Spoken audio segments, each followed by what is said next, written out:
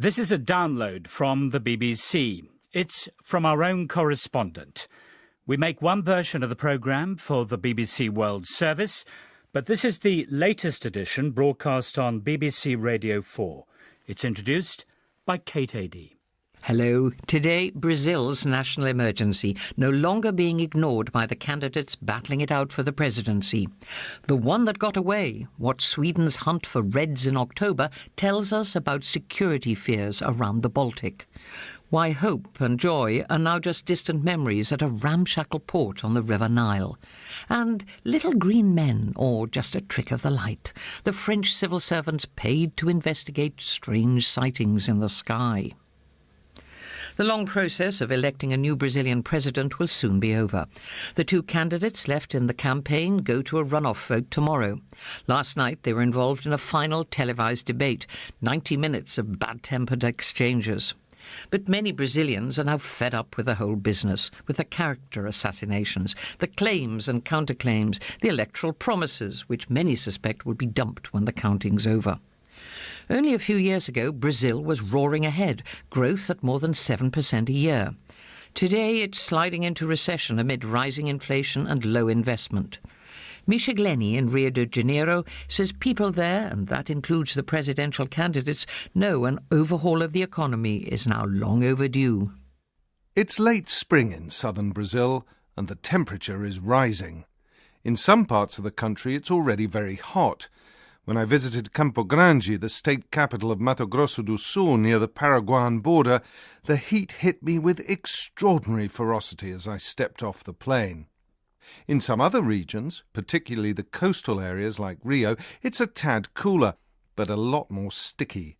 The high levels of humidity make it an even more challenging experience than the furnace of Campo Grande. And so now everyone is on tenterhooks anticipating Brazil's most remarkable annual weather event.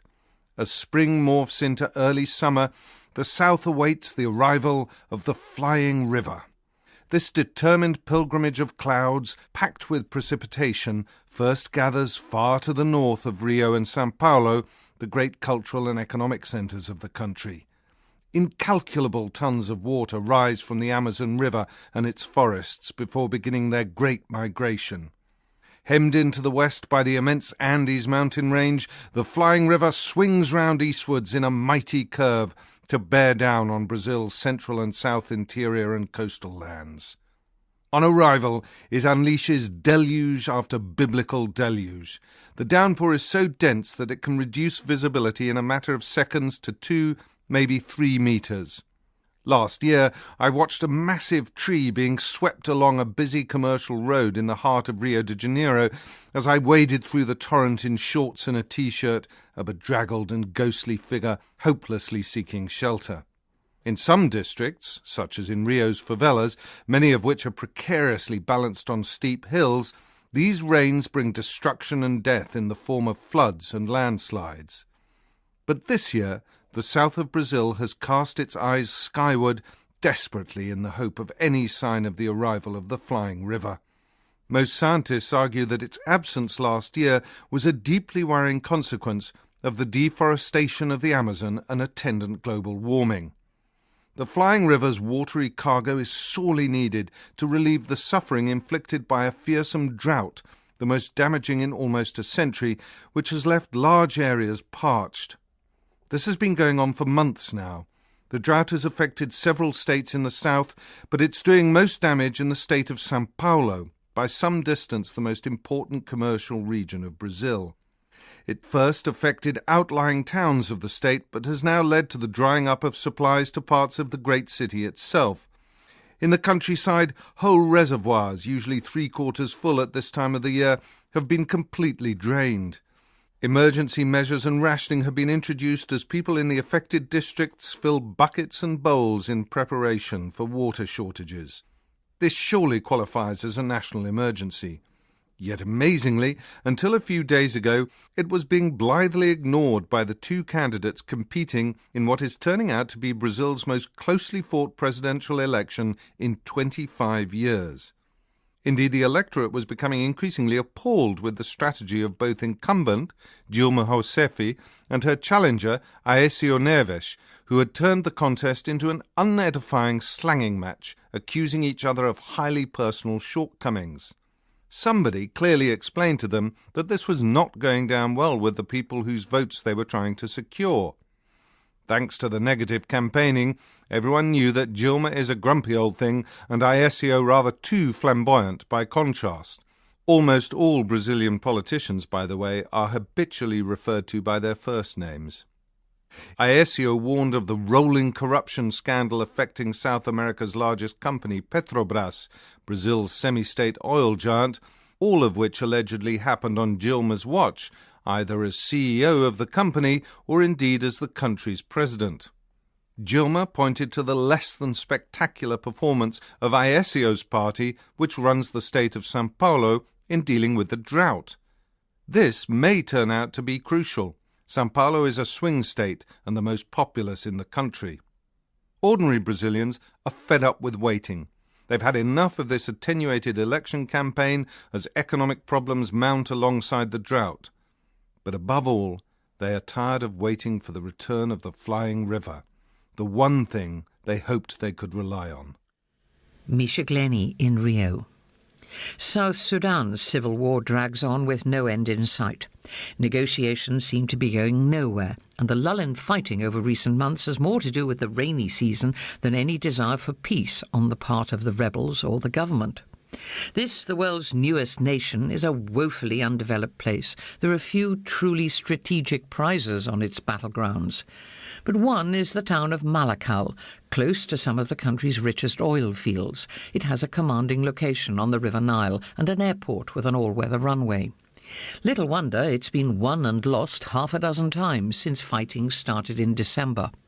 Tristan McConnell has been back to Malakal. He found a shattered town and a shattered people. When I last visited Malakal, it was a time of hope and trepidation. In late 2010, South Sudan was on the verge of realizing its dream of independence after decades of civil war. There was uncertainty, of course, but at the ramshackle port on the Nile there was joy too. Barges that had steamed upriver for days arrived stuffed with people lugging their possessions, returning to vote in the coming independence referendum. They disembarked greeting long-lost relatives with smiles, laughs, and a traditional clasping of the shoulder. They were home, and, after generations of colonial rule and Arab subjugation, that home was soon to be theirs. Malakal was a cultural crossroads and trading centre close to the north-south border. There was a mosque and a church. In the busy market, northern Arabs and black southerners shopped and sold goods side by side. It was also prosperous, by the region's low standards. There were imported items, overpriced hotels, lots of aid workers and a large teaching hospital. All that is gone now, the hope, the joy and the activity, along with much of the town. In the civil war that has torn at South Sudan since December, Malakal has changed hands 6 times. With each shift of control it's been bombed, shot up, burned, emptied, looted and abandoned. Today it is a ghost town, inhabited mostly by soldiers.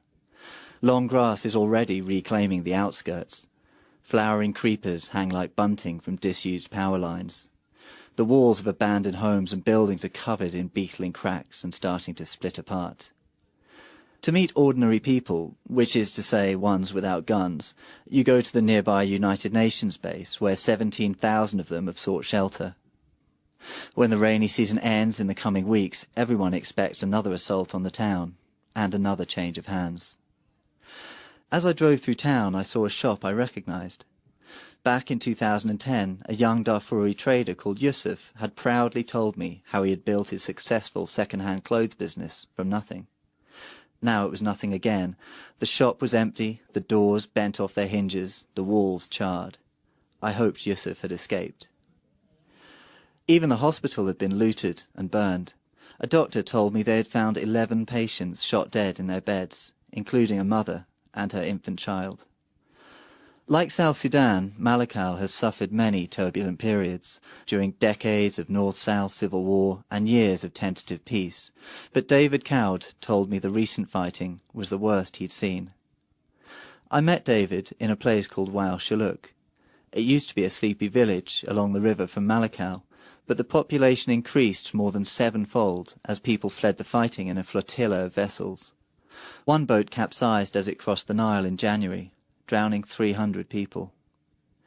David is a sombre, softly spoken man in his mid-30s. Before the war, he had been a civil servant in Malakal with a television set, 2 cars and 2 small houses. Life was good, he told me. When the war reached Malakal, he lost track of his wife and 2 young sons. A week after fleeing the town, David returned to find the body of his brother lying dead in his bed. Also in the room were 4 other men, also shot dead. David didn't know who they were. It was months before he found his family again. They had escaped and were living with relatives in a village with no phone reception. In between, David said, he'd lost his mind, become a madman, sure in the knowledge that everyone he loved had been taken from him.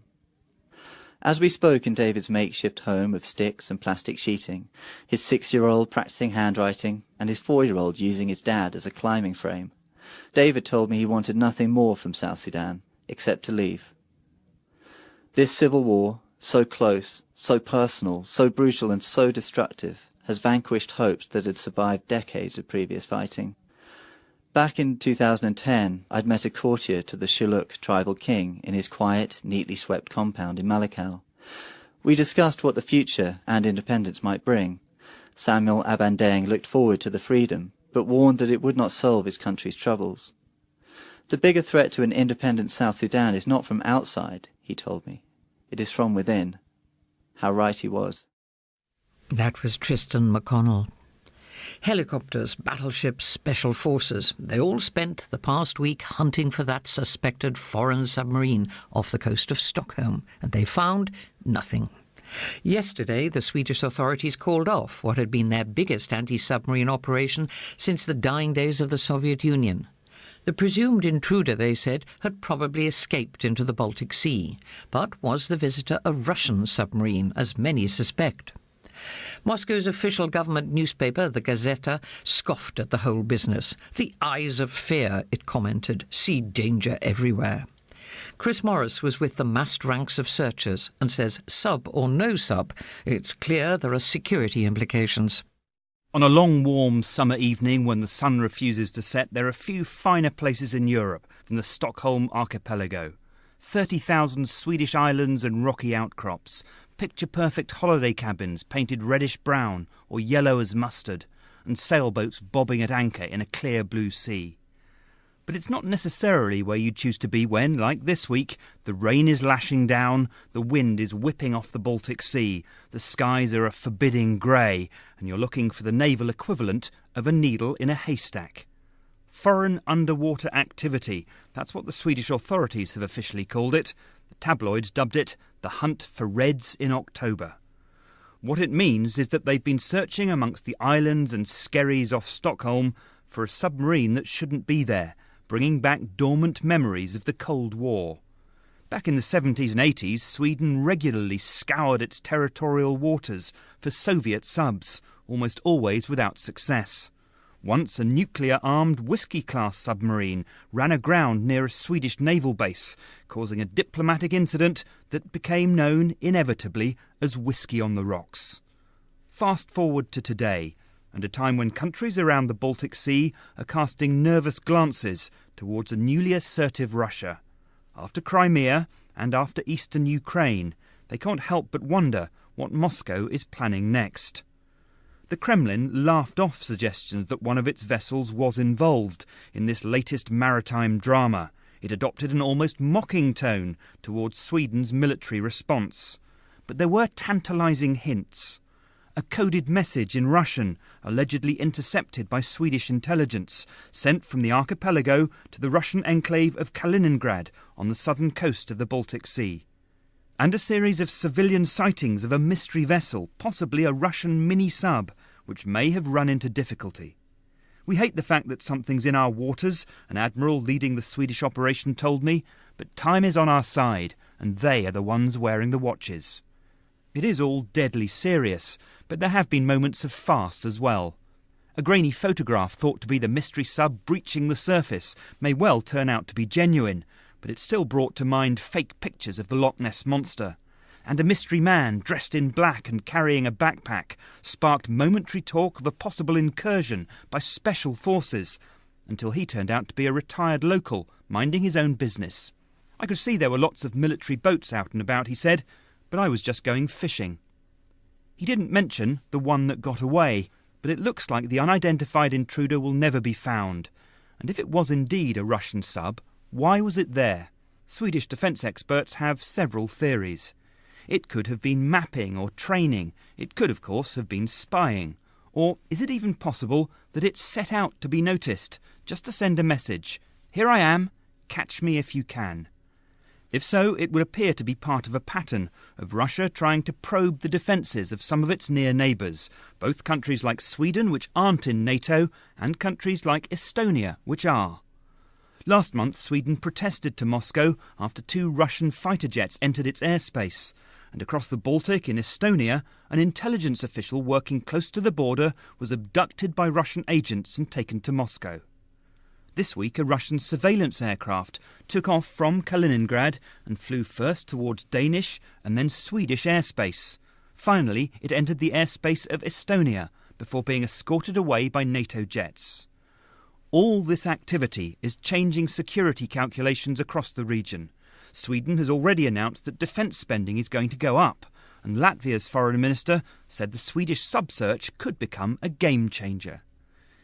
It didn't feel quite so threatening as I stood on the dockside in the port of Nynäshamn, watching a naval vessel heading out to sea. The Russians are probably coming in and out all the time, said a passer-by with a shrug. We just don't get to hear about it. Are Swedes nervous about all this, I asked. I've no idea, he said. I've lived here for 35 years. But I'm Turkish. The plot thickens. Chris Morris in Stockholm. Now, everyone at some time or another believes they've seen something up there in the night skies, something odd, something unexpected. And even the most grounded individuals have asked themselves, could it have been a flying saucer, a UFO, a visitor from outer space? Well, of course, so often these apparent sightings can be explained away. Perhaps it was a weather balloon high up in the atmosphere, maybe a shooting star, or even a trick of the light. But if you do want to report it, who do you turn to?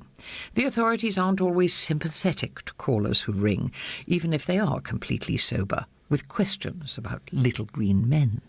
In France, it's different. Their government has a UFO department, and Chris Bachman's been paying it a visit. You don't need a time machine when you visit the French Space Centre headquarters in Toulouse. It's already a throwback to the 70s. Green lawns sweep onto wide boulevards with stout, long rectangular office blocks on either side. It's almost Soviet style in the heart of southern France. There are few signs of life, even though 1,500 people, most of them civil servants, work in boxy offices along narrow, unappealing corridors. France has the biggest space agency in Europe, the result of the 1960s space race and the then President de Gaulle's grand determination to keep France independent of the United States by building its own satellites, rocket launchers, and providing elite space research. An offshoot of all that, France is the only country in Europe to maintain a full-time state-run unidentified flying objects department. There used to be one in the UK and another in Denmark. They closed down years ago due to budget cuts. France's UFO unit consists of a staff of 4 and around a dozen volunteers who get their expenses paid to go on site and to look into reports of strange sightings in the skies. The team is called GIPAN. That's a French acronym for Study Group and Information on Non-Identified Aerospace Phenomenon. Its boss is Xavier Passot. Surrounded by dozens of books on UFOs and stacks of documents, he tells me his mission is to be as transparent as possible about strange sightings and to follow up on each one that his team receives. They publish their results on their website, which receives 30,000 hits a month. The team receives on average 2 UFO sightings a day. The department insists an 11-page document is filled out. The idea is to provide details, including photographs where possible, but it's also aimed at weeding out jokers and time wasters. If someone claims to have seen strange lights in the skies, the UFO team might go online to see whether the observation took place on a flight path. It can trace commercial air traffic going back more than a week. The team also has access to military flight paths and is in touch with the Air Force and air traffic controllers.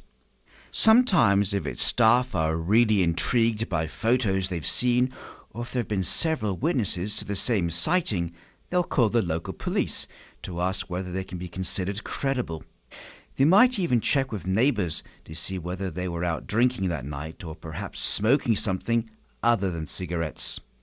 Xavier Passo says many of the people who get in touch are smokers, puffing away outside in bars or their own homes at night and gazing at the stars.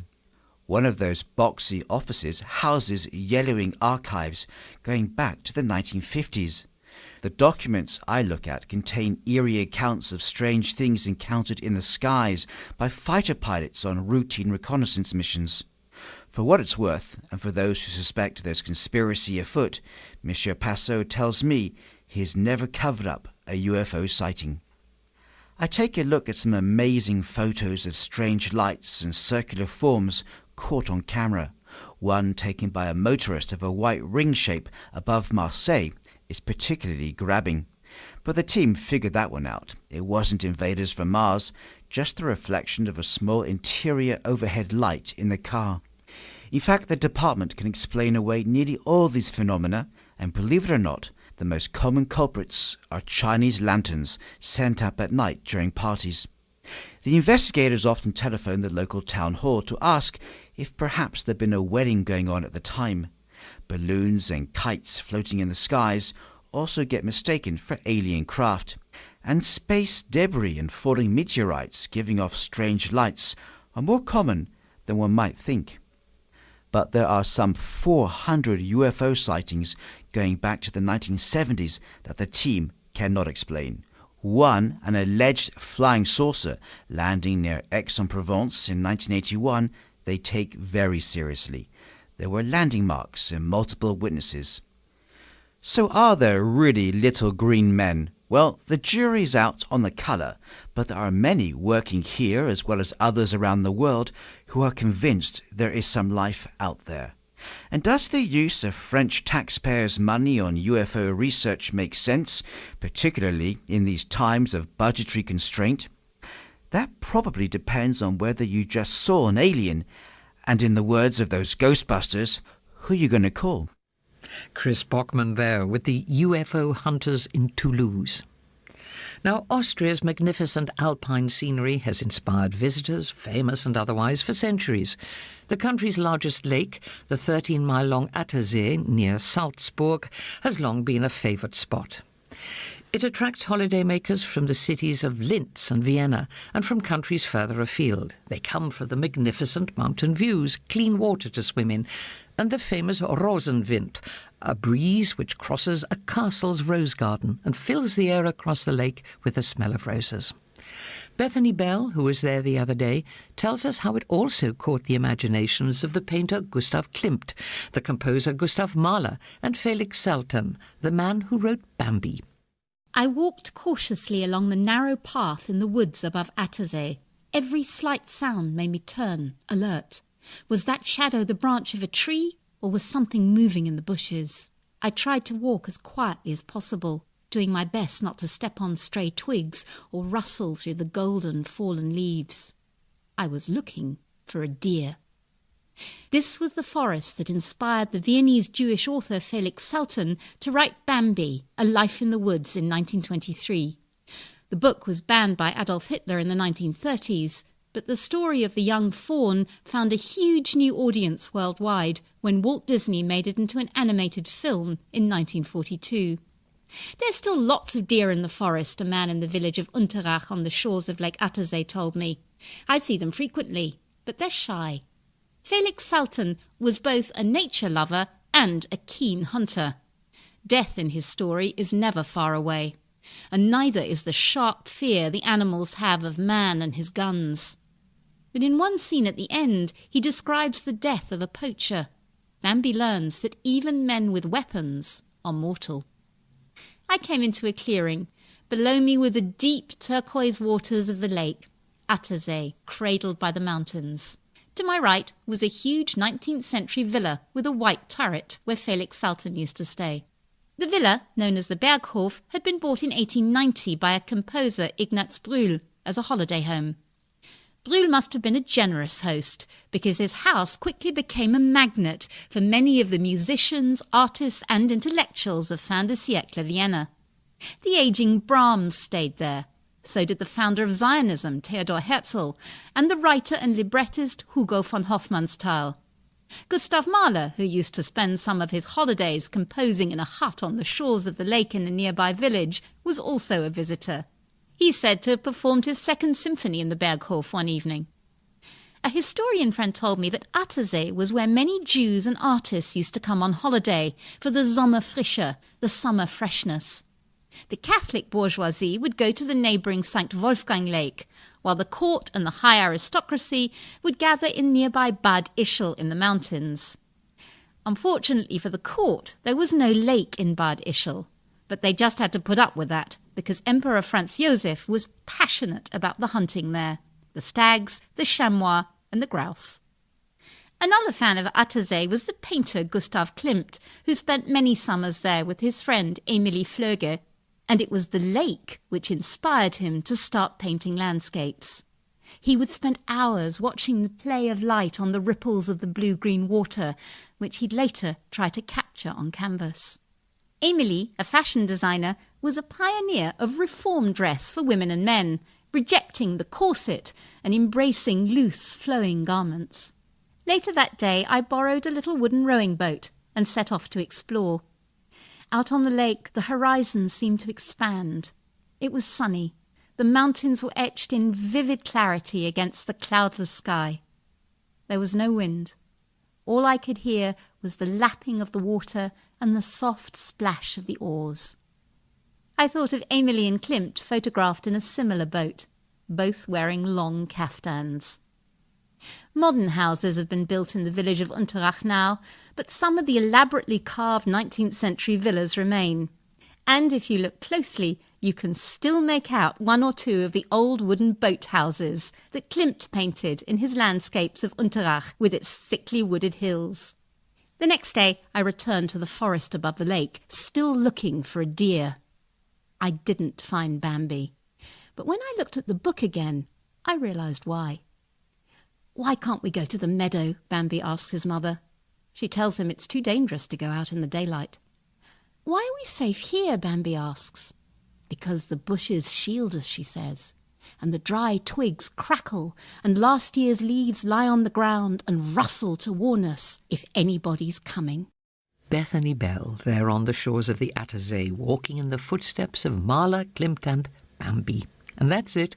More stories from correspondents around the world on Thursday and Saturday of next week.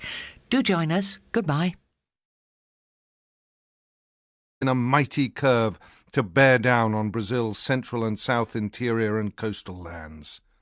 On arrival, it unleashes deluge after biblical deluge. The downpour is so dense that it can reduce visibility in a matter of seconds to 2, maybe 3 meters.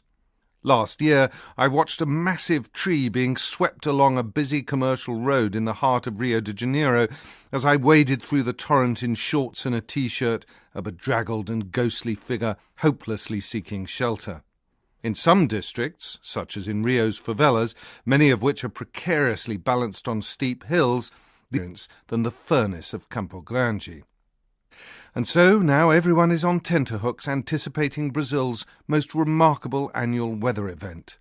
As spring morphs into early summer, the south awaits the arrival of the flying river. This determined pilgrimage of clouds, packed with precipitation, first gathers far to the north of Rio and São Paulo, the great cultural and economic centres of the country.